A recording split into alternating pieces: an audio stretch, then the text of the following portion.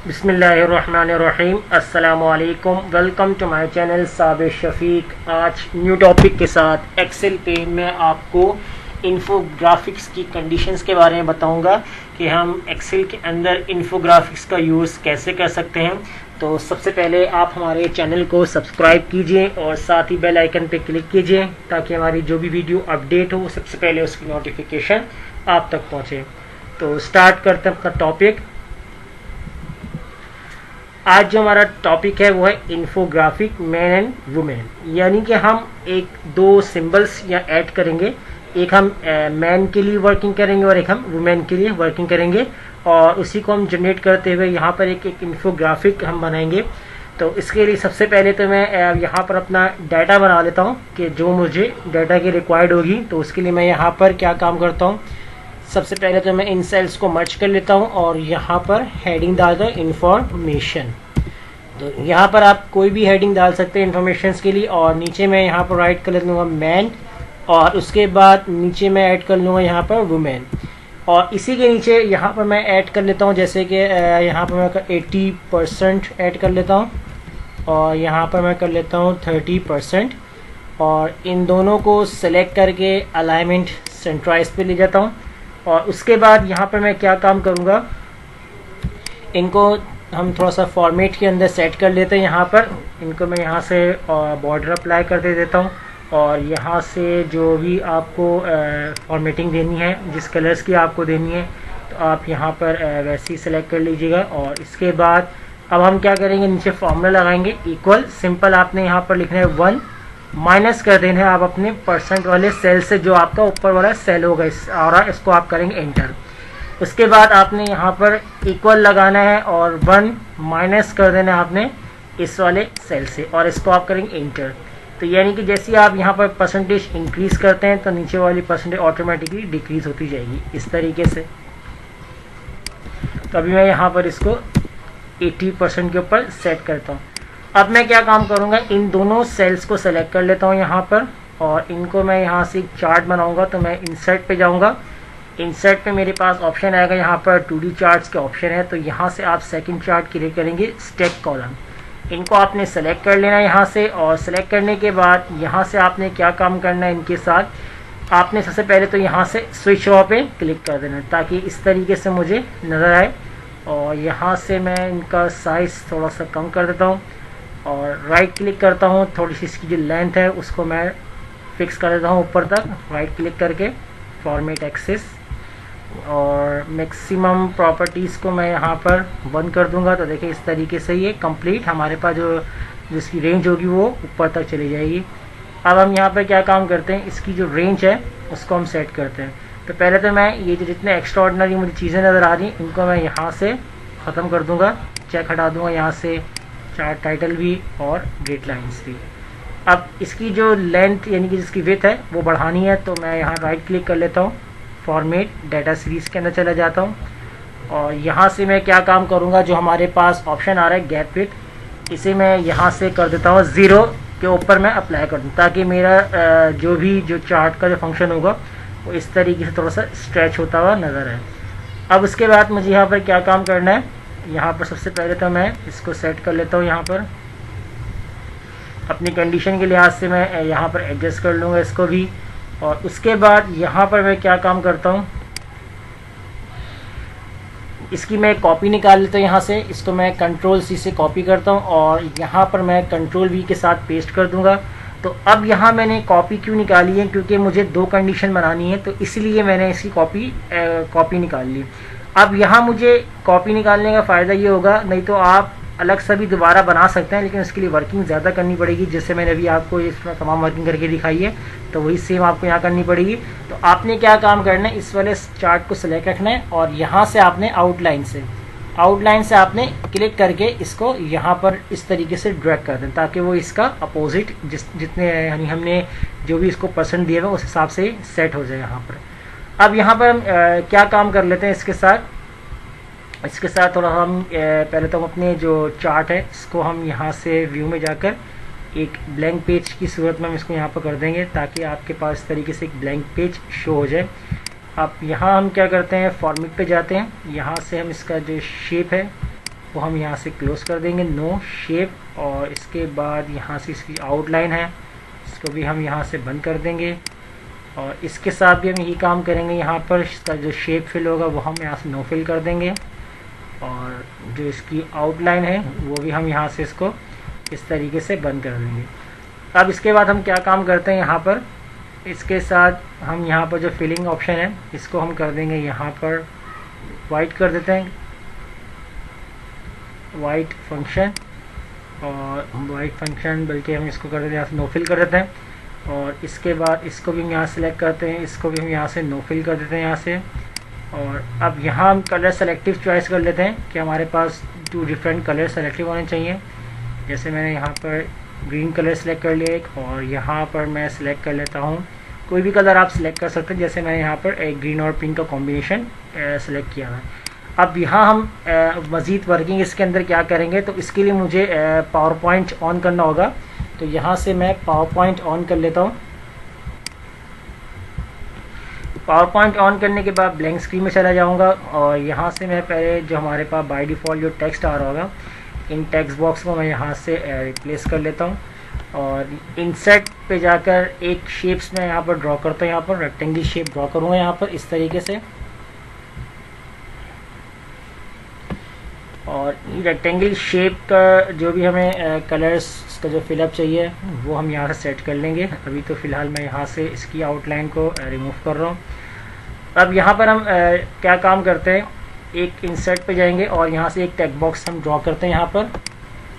और text box की जो विड्थ होगी वो आप अपने हिसाब से सेट कर लीजिएगा। जैसे मैं यहाँ पर 200 देता हूँ। और इसके बाद इसी इंसर्ट फंक्शन के अंदर मेरे पास ऑप्शन आएगा सिंबल। सिंबल पे जाने के बाद आपने यहाँ से सेलेक्ट कर लेना है फॉन्ट्स वेबडिंग। वेबडिंग्स के नाम से होगा। अगर आप कोई भी फॉन्ट यानी कोई भी अगर आपकी कैटेगरी सेलेक्ट होगी तो आपने वेबडिंग्स पे चले जाना है और यहीं से आपने नीचे करना है। तो वेबडिंग्स के अंदर आपके पास एक ऑप्शन आएगा मेल का जो हमने यहाँ पर क्रिएट किया हुआ है, और एक ऑप्शन हमारे पास आ जाएगा फीमेल का। तो इसको हम करते हैं क्लोज। तो देखिए मेरे पास आ चुका है। तो मैं यहाँ से फ़िलहाल एक कॉपी इसकी निकाल लेता हूँ और इसको मैं यहाँ से उठाकर इसकी भी एक कॉपी मैं यहाँ से निकाल लेता हूँ और यहाँ पर मैं ऐड करवा देता हूँ। जैसे हमने यहाँ मेल के लिए ऐड किया है तो यहाँ से मैं फीमेल यानी वुमेन के लिए मैं काम कर लेता हूँ, इंसर्ट करवा के क्लोज कर दूँगा। अब यहाँ पर इसको सेट कर लेते हैं, हम थोड़ा सा एडजस्ट कर लेंगे यहाँ पर इस तरीके से।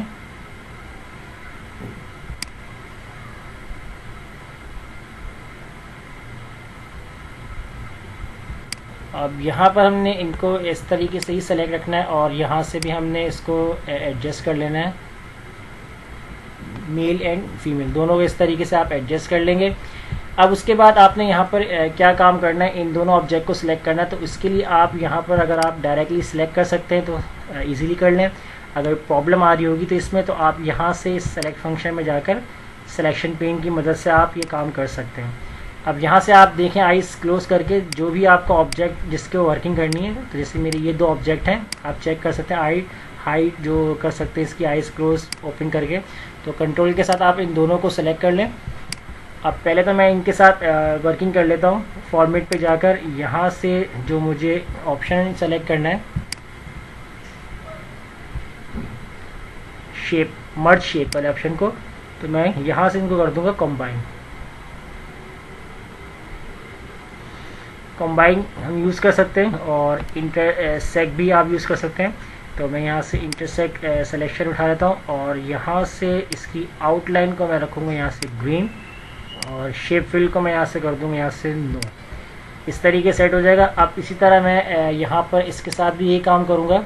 इन दोनों को मैं यहाँ सेलेक्ट कर लेता हूँ और मर्ज शेप में जाकर इसको इंटरसेक्ट यूज़ कर लूँगा और इसकी जो आउटलाइन है वो मैं यहाँ से कर देता हूँ पिंक सिलेक्शन, जो भी मैंने सेलेक्ट करनी होगी। तो यहाँ भी मैं फिलहाल रेड सेलेक्ट कर रहा हूँ और इसका शेप जो है मैं यहाँ से इसका नो कर देता हूँ। तो अब सबसे पहले तो मैं अपनी इस वाले ऑब्जेक्ट को कॉपी करता हूँ और इसको एक्सेल पे ले जाता हूँ और यहाँ से मैं इसको करता हूँ पेस्ट। इसको मैं यहाँ से पेस्ट कर दूँगा और पेस्ट करने के बाद आपने सबसे पहले क्या काम करना है, अपने ऑब्जेक्ट को 100% के ऊपर सेट कर देना है इस तरीके से दोनों ऑब्जेक्ट को। उसके बाद ताकि आप जो अपनी शेप है वो इजीली आप इसके अंदर सेट कर सकें। तो अब मैं यहाँ पर इनके साथ जो काम करना है वो मुझे इसकी जो यहाँ से मैं आता हूँ, इसका फिल जो है वो वाइट कर देता हूँ यहाँ से, और इसको मैं ले आता हूँ फॉरवर्ड, ऊपर की तरफ ले आता हूँ। और यहाँ पर मैं इसको इस तरीके से सेट कर लूँगा। और सेट करने के बाद आपने इसका साइज़ इस तरीके से आपने बढ़ा देना है अपनी शेप के लिहाज से, जो भी आपको यहाँ पर सेट करना है। इस तरीके जैसे मैंने शेप को यहाँ पर सेट कर लिया बिल्कुल एग्जैक्ट इसी तरीके से। और यहाँ से भी आपने शेप को सेट कर लेना है। और इसके बाद टेक्स्ट फिल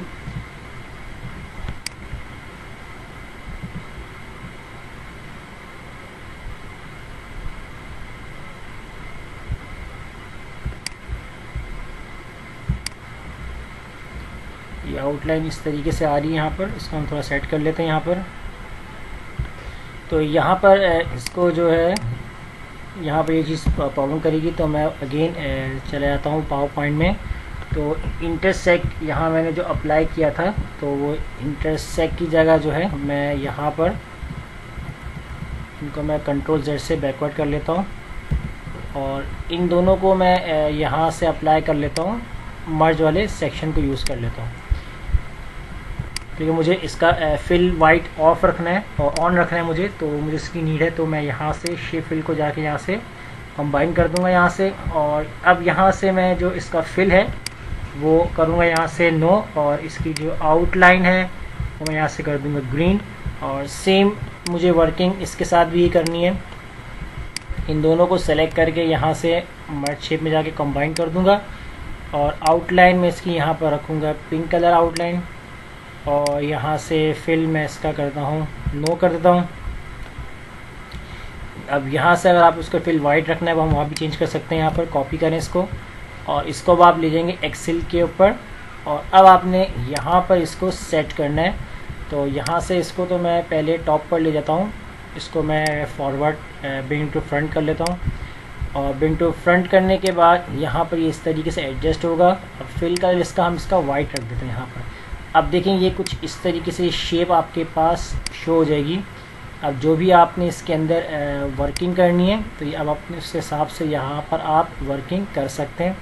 अब यहाँ पर हमने जो शेप को सेट करना है वो आपने इस तरीके से सेट करना, ताकि आपका जो एजिस है वो इस तरीके से आपस में मिल जाए।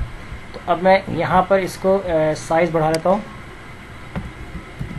और यहाँ से मैं इसका साइज़ बड़ा कर लेता हूँ इस तरीके से, बिल्कुल एजिस के साथ इसके आपने एजिस मिला देना है।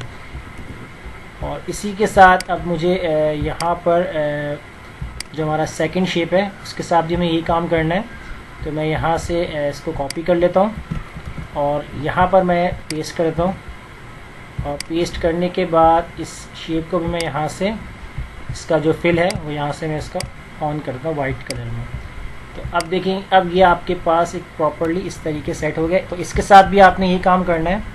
जैसे मैं यहाँ पर इस तरीके से एडजस्ट कर रहा हूँ, इसका साइज़ भी हम बढ़ा देते हैं, और इसको हम कर देंगे यहाँ पर सेट। इस तरीके से अब आपकी जो इन्फो ग्राफिक होगी वो यहाँ पर अब आपकी जो होगी वो रेडी हो जाएगी। आपने अपनी इन्फोग्राफिक के लिहाज से आप अपनी शेप को किस तरीके से एडजस्ट करेंगे। यहाँ पर इस तरीके से मैंने यहाँ पर एडजस्ट कर लिया। अब जो नीचे डाउन एरिया होगा इसको आपने सेलेक्ट करना है यहाँ से, और इसका जो फॉन्ट है वो आपने कर देना वाइट, ताकि जो नीचे वाले जो आपके नंबर्स होंगे वो शो नहीं होंगे। अब यहाँ से अब आप परसेंट चेंज करेंगे, जैसे मैंने कहा 20%, तो देखें 20% के लिहाज से ये फिलअप हो रहा है। इसी के साथ अगर मैं यहाँ करता हूँ 10% के लिहाज से फिलअप हो रहा है, 80% के लिहाज से। इसी तरीके से अगर हम 30% चेक करते हैं वुमेन का, तो इसी तरीके से एक शेप्स के अंदर जो इन्फोग्राफिक हमें जो शो कर रहा होगा 60% फिलअप, तो इस तरीके से हमने यहाँ पर नंबरिंग 90% के हिसाब से देखेंगे 90% के हिसाब से आ जाएगी, 80% के हिसाब से देखेंगे 80% के हिसाब से आ जाएगी, और अगर यहाँ हम देखेंगे 40% तो 40% के हिसाब से सेट हो जाएगी यहाँ पर। तो ये थी हमारी आज की इन्फोग्राफिक क्लास कि हमने एक इन्फो चार्ट बनाया है एक वुमेन और मैन कंडीशंस के लिहाज से। तो कोई प्रॉब्लम हो तो कमेंट में ज़रूर शेयर कीजिएगा और हमारे चैनल को सब्सक्राइब करना मत भूलिएगा। मिलते हैं नेक्स्ट वीडियो में। शुक्रिया।